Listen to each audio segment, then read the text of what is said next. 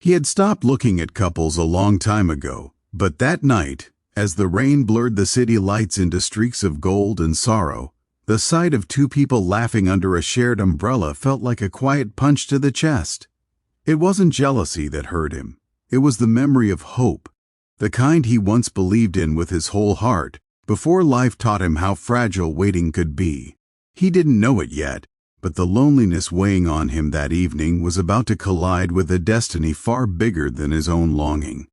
Before the story goes any further, take a moment, if you believe in kindness, second chances, and the quiet miracles that change lives, to like this video, share it with someone who needs hope, leave a comment, and subscribe to the channel. Your support helps stories like this reach hearts that may be waiting just like he was. His name was Daniel Hayes, and he lived a life most people barely noticed. 40 years old, average height, a little thinner than he should have been, with tired eyes that carried the weight of unanswered prayers. He worked the late shift at a small printing shop, the kind that survived on loyalty more than profit, and he rented a modest apartment above a closed-down bakery that still smelled faintly of sugar and old bread. His days followed a simple rhythm: work, eat, sleep, repeat, but beneath that routine lived a longing he rarely admitted out loud. He wanted love. Not the dramatic kind from movies, but the steady, gentle kind that made ordinary days feel warm. He had been waiting for it patiently, faithfully, believing that if he kept his heart clean and his intentions good, life would eventually meet him halfway. But life had been slow to answer. Years earlier, Daniel had lost the woman he thought he would marry, not to death, but to timing and fear. She wanted more than he could give back then, more security, more certainty, and when she left, she took a part of his confidence with her. Since then, he had tried to rebuild, but rejection has a way of teaching people to stand still. So Daniel waited. He waited quietly, kindly, never bitter, but deeply tired.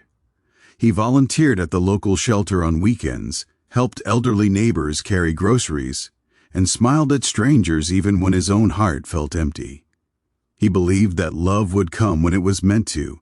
He just didn't know it would arrive disguised as someone else's brokenness. The night everything began to change was unremarkable on the surface. Daniel had finished work later than usual and decided to take the long way home, walking past the bus station instead of cutting through the side streets. That's when he noticed her. She was sitting on a bench near the far wall, soaked from the rain, her coat too thin for the cold, her hands trembling as she clutched a worn handbag.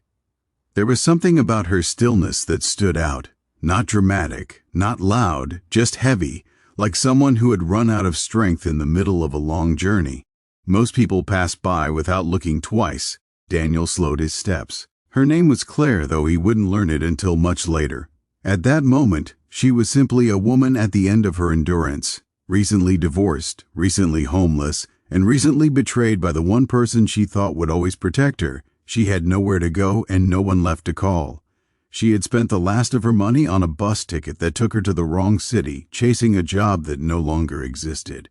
The world had shrunk around her into that cold bench, that endless rain, and the terrifying realization that independence sometimes comes at the cost of being completely alone. Daniel didn't approach her like a hero. He didn't feel brave. He felt nervous and unsure, afraid of misreading the moment. But something deeper than fear moved his feet.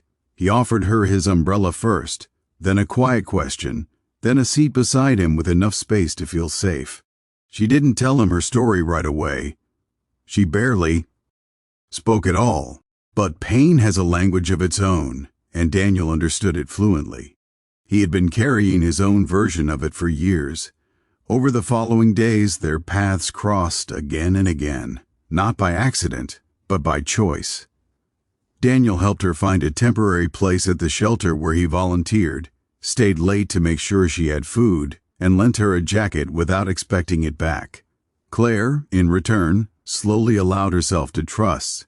She shared pieces of her story in fragments, how love had promised her forever and delivered abandonment instead, how she blamed herself for believing too easily, how asking for help felt like admitting failure. Daniel listened without trying to fix her. He knew some wounds needed time more than answers.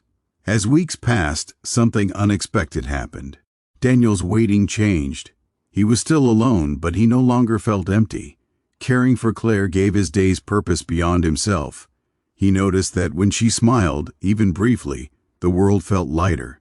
But he was careful with his heart. He didn't mistake gratitude for affection or pain for invitation. He reminded himself that love should never be taken from someone who is still bleeding. Claire, on the other hand, was fighting a different battle. She felt herself growing attached to Daniel's gentleness, his consistency, the way he showed up without demanding anything in return. That scared her more than loneliness ever had. She worried that leaning on him would turn into another dependency, another disappointment waiting to happen. So she pulled back at times, growing quiet, distant, even cold. Daniel felt it, and it hurt, but he stayed kind. He had learned that patience was sometimes the purest form of love. The turning point came on a morning when Claire received a call that shattered what little balance she had regained. The legal paperwork from her divorce had finalized, and with it came the confirmation that she would receive nothing. No support, no apology, no acknowledgement of the years she had given. She broke down completely, the weight of being disposable crashing over her all at once. Daniel found her sitting on the shelter steps, staring at nothing, her face empty in a way that frightened him. He didn't try to cheer her up. He simply sat beside her and let her cry, reminding her through presence alone that she still mattered.